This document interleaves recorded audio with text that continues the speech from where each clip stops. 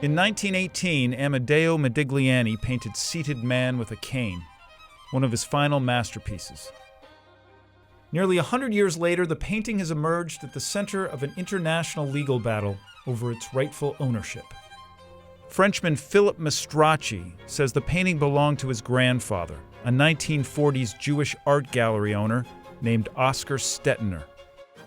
Challenging that claim in court is the Nahmad family. They say the painting is owned by a little-known company called International Art Center based in Panama, and there's no conclusive evidence that the painting belonged to Stettiner.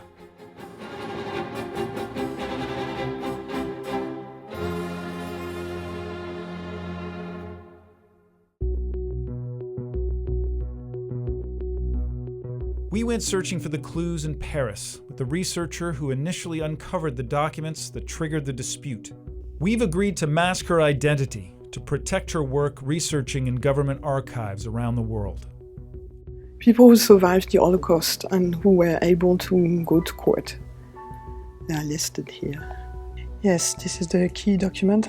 So at this time, a judge, looking at all of the evidence before him at that time, concluded definitively that that painting belonged to Stettiner. Yes. That's compelling, is it not? Yes, it is. So this proves that Oscar Stettiner was deprived of a painting by Modigliani. Research had to continue still. While Stettiner may have been deprived of a Modigliani painting, the Nahmads say there's no conclusive evidence it was Seated Man with a Cane. According to historical records, the painting next shows up in 1930 at a prestigious Venice art exhibition, listed as part of Stettiner's collection.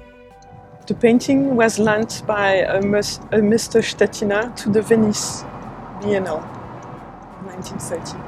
But since he was the main shareholder of the gallery, he's the closest descendant to have the right on it. With the Nazis advancing on Paris, Stettiner fled the city in 1939, leaving behind his gallery treasures. It is in this Paris gallery where a Modigliani painting belonging to Stettiner was sold by the Nazis to a man named John Vanderklip. There's no more record about the whereabouts of the painting until 1996. And in 1996, when it finally reappears, it's purchased at auction by a mysterious company called International Art Center, based in Panama. Yeah, exactly. James Palmer is a Torontonian living in London.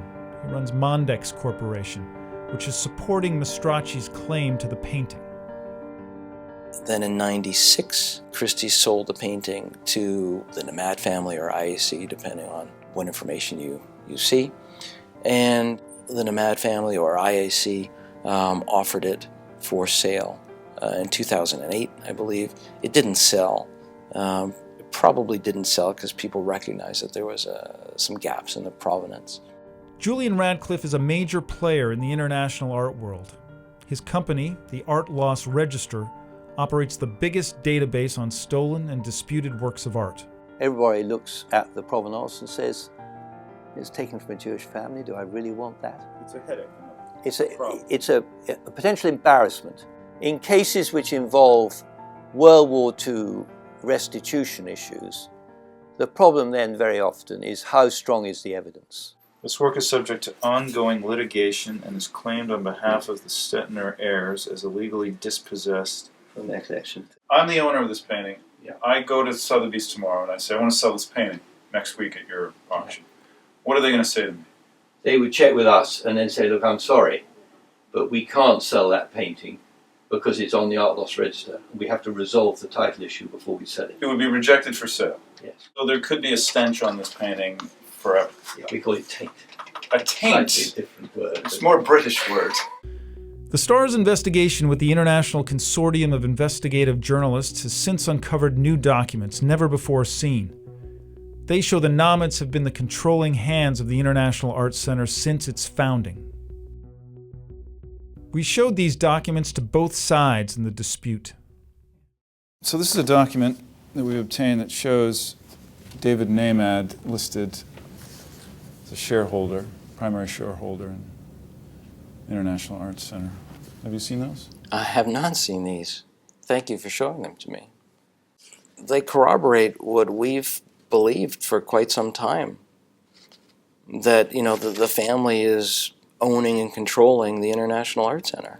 I think that does make his case a lot better. Whoever owns IAC is irrelevant. The main thing is, what are the issues in the case, and can the plaintiff prove them at trial? Why don't you talk about the issues of the painting? Talk about who owns the painting. The painting that was exhibited at the Venice Biennale, there's no proof that Stetina, who was Mastracchi's grandfather, owned that painting. There's never been any proof that he's owned it, and we've said this in court papers, and they've failed to present any proof that Stetina ever owned that painting. Modigliani's masterpiece is believed to be worth more than $35 million today. But its value reaches well beyond that, according to the researcher who's been piecing together its past. It's to participate in a way or another to reparation for racial discrimination based on your religion and on a Nazi ideology, which we have to condemn still today. And we have to remember what it was so that it doesn't reenact itself today. I think we found a lot of evidence that shows that Oscar Stetina was despoiled of a painting by Modigliani, and most certainly the seated man with a cane.